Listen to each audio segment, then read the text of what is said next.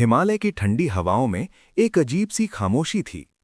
लेकिन इस खामोशी के पीछे कुछ ऐसा छिपा था जिसे अगर समय रहते समझ लिया जाता तो शायद इतिहास कुछ और होता। दिल्ली में बैठी इंटेलिजेंस ब्यूरो की टीम लगातार रिपोर्ट भेज रही थी। सीमाओं पर हलचल बढ़ रही थी। चीनी सैनिक धीरे धीरे आगे बढ़ रहे थे। छोटे छोटे पोस्ट बन रहे थे और हर रिपोर्ट में एक ही चेतावनी थी, कुछ बड़ा होने वाला है। लेकिन सत्ता के गलियारों में इन रिपोर्ट्स को उतनी गंभीरता से नहीं लिया गया।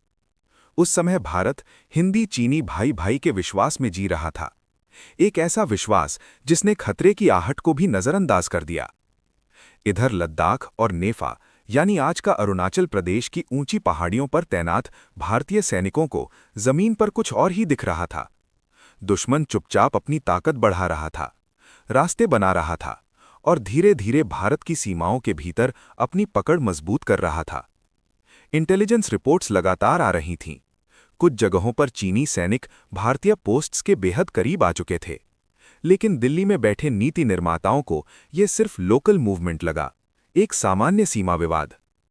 समय बीतता गया और चेतावनियां फाइलों में दबती चली गईं। फिर आया अक्टूबर 1962। अचानक बिना किसी बड़े संकेत के चीन ने हमला कर दिया। पहाड़ों में गोलियों की गूंज उठी। भारतीय चौकियां एक एक करके निशाना बनने लगी और जो खतरा महीनों पहले रिपोर्ट्स में लिखा जा चुका था वो अब एक भयानक सच्चाई बन चुका था। भारतीय सेना बहादुरी से लड़ी, लेकिन तैयारी अधूरी थी। हथियार सीमित थे और सबसे बड़ी कमी थी समय पर मिली चेतावनियों को समझने की। नेफा के जंगलों से लेकर लद्दाख की बर्फीली चोटियों तक पूरा हिमालयी फ्रंट अचानक एक युद्ध भूमि में बदल गया।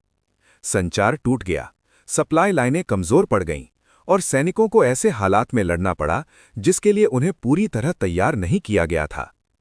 दिल्ली में अब हर मीटिंग में एक ही सवाल था, क्या हमने खतरे को कम आंका? लेकिन तब तक बहुत देर हो चुकी थी।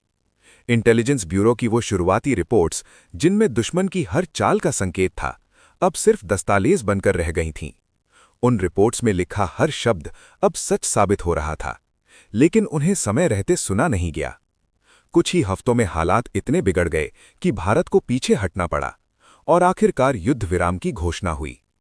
लेकिन इस युद्ध ने एक ऐसा सबक दिया जिसे आज भी भारत की सुरक्षा नीति में याद रखा जाता है, क्योंकि कभी-कभी सबसे खतरनाक हमला वो नहीं होता जो अचानक होता है, बल्कि वो होता है जिसकी चेतावनी हमें पहले ही मिल चुकी होती है, लेकिन हम उसे सुनना नहीं चाहते।